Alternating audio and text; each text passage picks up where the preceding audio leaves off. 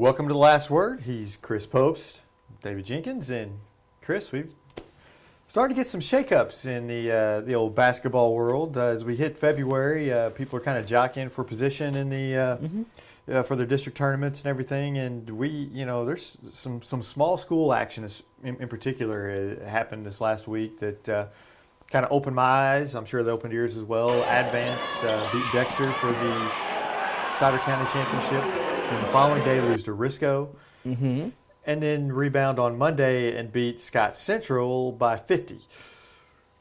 A lot of stuff going on in small school basketball. Yeah, it's that Class 1, District 1, Class 1, District 2. Advance I think is a favorite in that District 2. Of course, you got Risco and Scott Central in District 1, and going into this weekend, we thought we had it kind of nailed. Scott Central kind of up here, maybe Advance.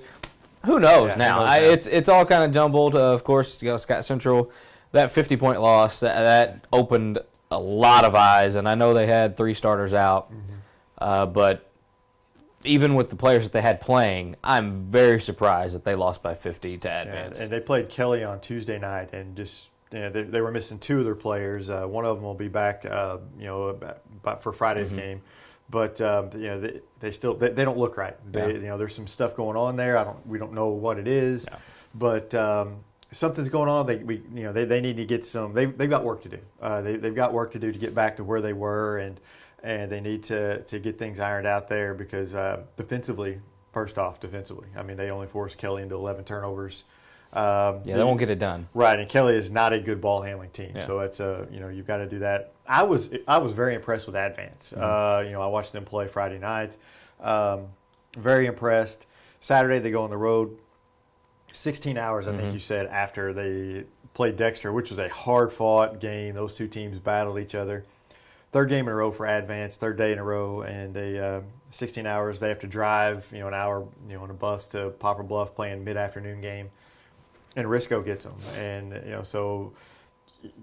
what's Risco have? I've not seen Risco yet.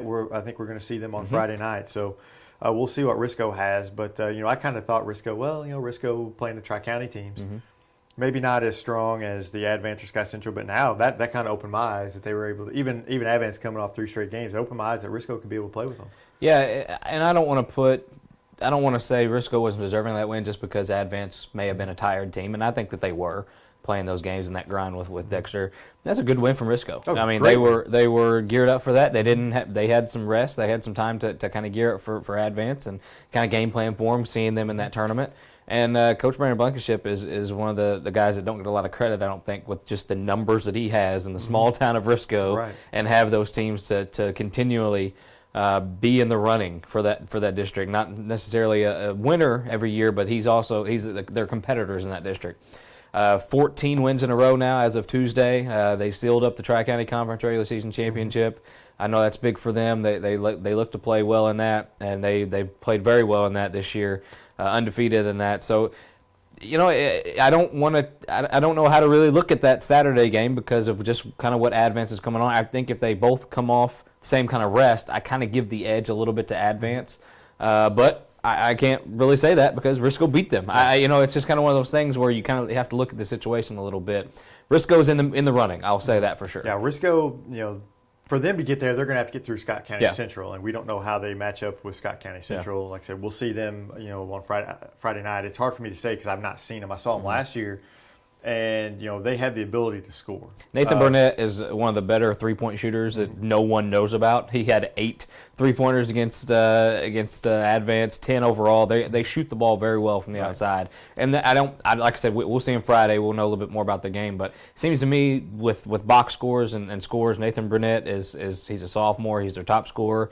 They shoot the ball from the outside. They shoot a lot of threes. Just from what I'm guessing, they do that, and if they're on, who knows? And I know last year they had a big kid in the middle who could really rebound. He's a real tough, strong kid who gets a lot of rebounds, and if he can stay out of foul trouble, that helps them. Drew Fortner is he's a guy that's they haven't had a big guy.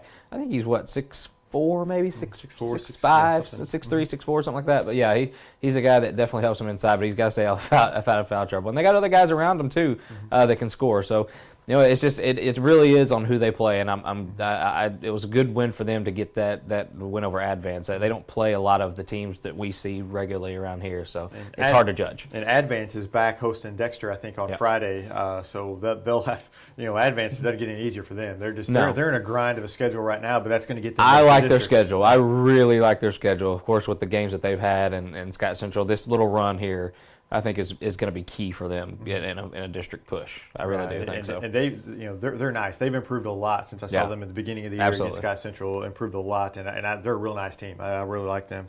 Let's go to some bigger schools. Cape Central seems to be kind of putting it together now.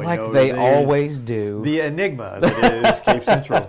We have the enigma basketball team of Cape Central. We have the enigma Charleston team. For football. So it's just. Yeah, but Cape Central, they're undefeated in the SEMO Conference. They beat Notre Dame on Tuesday night. They have, they have Kennett coming up on Friday. Then they play Jackson on Tuesday before their meeting next Friday with Sikeston, who's the other undefeated team in SEMO Conference at this point. So that's always a huge meeting. If they both go into that undefeated with potentially the SEMO Conference championship on the line, that will be just a dogfight, I think. Yeah, them beating Poplar Bluff kind of solidified they're kind of here, and it seems like to me they're doing it with defense. I haven't seen them, right? But the low scores they've been putting up to hold Poplar Bluff to that low score and to hold Notre Dame to 37 tonight.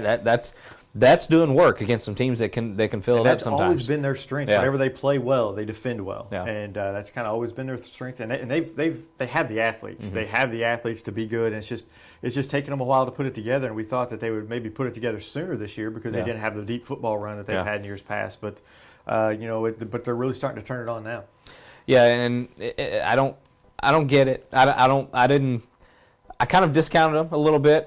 From now I just kind of brushed them aside just because of the performance they've had the first of the year, but now they're really starting to come on, and the Class 4 District 1 is going to be a lot just as interesting as it always is. At the start of the year we thought Sikeston is by far and away the tops in that one, but with Notre Dame playing well and Cape Central playing well, it's going to be back to a grind. And Dexter playing well. We had Dexter as a 2-seed a couple weeks ago, and now they can be a 4-seed. They're a 4-seed, and they're still a pretty good 4-seed. And that's a good team. Dexter is really, even though they lost to Advance in Class 1 school, Dexter's really impressed me with the way they played lately and the way they're playing. They're not turning the ball over a ton. Yeah. They're making plays. They defend well. Yeah. They're a team that's going to defend you, and so that's going to end up being a good district. You talked about Sikeston. They went up to St. Louis.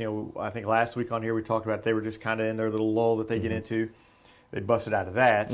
Yeah. They went up there and handled Troy in the semifinals big. Could have beat them as bad as they wanted. Winning the championship, but they didn't get Elias, which is a shame. But they played Priory and handled them by about 9, I think. And they're kind of on a roll. They're going to have they play Friday night at Poplar Bluff, so we'll see. Huge game. We'll see how good they really are whenever they go over there and play Poplar Bluff, and then they host Father Tolton on Saturday, who's still not a bad team, even though they don't have the Porter kids that everybody thought they were going to have. But they're still not a bad team. I think they were 11-5 the last time I checked. So. Yeah, it's another. It's not going to get easier because they're getting in the thick of their SEMO Conference tournament, SEMO Conference games now, and Poplar Bluff, I saw them on Tuesday. The Mercedes Leach did not play, held him out just for precautionary reasons, had some lower back pain. But Willie Lucas and Dominique Hardiman, they're even without Leach. I think Poplar Bluff is a very dangerous team just because of those two guys. They can shoot outside. Dominique Hardiman has been a solid rock for them all year. Willie Lucas is a guy that can step out, hit threes like guards can, but still play inside. He's just they have a lot of tools, size. They have they have pretty much everything, and then you add Leach to it, a top 25 guy in his class, 5-star recruit. I don't know if he'll play. I don't know the official word if he's going to play Friday, but he's going to play Friday. Yeah, there's no way he misses the Sikeston game. Poplar Bluff has had this game circled. Anybody that can play, they're going to play. Yeah. The thing with just Poplar Bluff had the guards because Sikeston is going to put pressure on them defensively. Defensively with that full court press. Do they have the guards? They're big guys. Hardiman, like I said, Lucas, and Leach. They're going to cause them all kinds of problems inside. But can they get the ball to them? Yeah. That's going to be the big key. And And if they can, then Sikeston's got they're going to have a dog. They got problems because some of the teams that Sikeston has trouble with is big physical teams, Right, and they're not towering over them, but they're physical inside. Dominic Hardeman is a bully inside, and Willie Lucas can be if he needs to be, and of course Leach can score from wherever. So this is the SEMO Conference to me. I know it's a long way away. We still have some matchups, but this right here. I think the winner of this one wins the SEMO Conference regular season championship outright. And who knows what could happen after that? I could be completely wrong, but I think the winner of this one is your regular season champion. Yeah, and like I said, Sikeston will turn around the next Friday and host Cape Central. So I mean, like I said, they're in the teeth of their SEMO Conference schedule here, and it's not going to get easy for them. Another team that Sikeston still has left on their schedule late in the season is Jackson. Jackson's starting to play better. They beat Charleston. Charleston, hadn't lost to a team in Missouri except for Sikeston. They had been on a pretty good roll, but Jackson beat them on Tuesday night. Jackson's really coming on.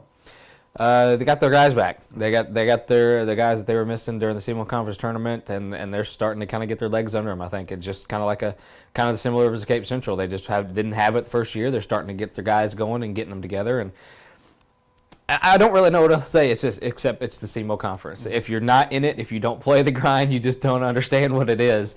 And I know it's talked about constantly, but yeah, it really is. And they had a great fourth quarter against Charleston to pull. I think they were down by 6 at one point in the second half. Pulled out that win. And Pete Lake and a couple of the Freeze boys did their thing, and they're starting to put it together, like we said. But it's SEMO Conference grind time now, and this definitely gets these teams ready for the district tournament coming up in February. So it's going to be fun. Yeah, you talk about they go through the dog days. Dog days are over. We're in February. We're done. Once you get into February, the light's at the end of the tunnel, and you're trying to get to the a lot of teams are just they're just trying to get ready for those district tournaments and trying to be get fired on all cylinders. And we're starting to see that with, like you said, Cape Central, Jackson, Sikeston. These teams are really building up and getting ready for those district runs. We got Boot Hill Conference Tournament. Caruthersville beat South Pim in their semifinal. Hayti took down number 2 seed Malden in their semifinal. So we got another Caruthersville Hayti final. They battled in the first of the season. Now they're playing again. So those two teams don't play in any sports. No, they never play each other ever. Never good games. Football wise, those games were brutal down there. That means a lot to those two towns. So that rivalry is big. A lot of people don't see it because it's so far down in the Boot Hill, but. I've seen the football firsthand, and those fans are, they are after it, and they're excited about those games, and basketball is no different. So that'll be an exciting Boot Hill Conference championship. Yeah. Two good teams. If you don't know, you get off 55, here's Hayti, and you go down this way, and here's Caruthersville down here. So they're pretty close in proximity. So they got a lot of family, a lot of friends, a lot of enemies. It's a great rivalry down in the Boot Hill. It really is. So. And I'm sure the Malden gym will be jam-packed for that one. Maybe so. That'll be a lot of fun. But, you want to talk about any wrestling? Any wrestling stuff? Make sure we are... I love wrestling. I think they're very determined. I think they're, we didn't say anything bad about the kids. We understand they're high school athletes. I don't like... They put in a lot of... We have preferences. I don't like mushrooms either. There's nothing wrong with We had mushrooms. a few, if you don't know, we mentioned some wrestling last week. Had a few guys not really particularly fond of what Jinx had to say about not wrestling. It's not we don't respect what they do. Oh, no, I can't do it. Yeah, I certainly can't do it. It's just we're not, we're maybe something's wrong with us. We just don't enjoy it. It's just something that we just not our preference, But that's okay. We don't. There's a lot of other things I don't enjoy either. I still hold my challenge to former wrestling coach. Sikeston wrestling coach Chris Hodgkiss, a trophy full of mushrooms. Me and you, I got the weight advantage. I think you slowed down a few steps. I think so. I ain't wearing no skin tight things.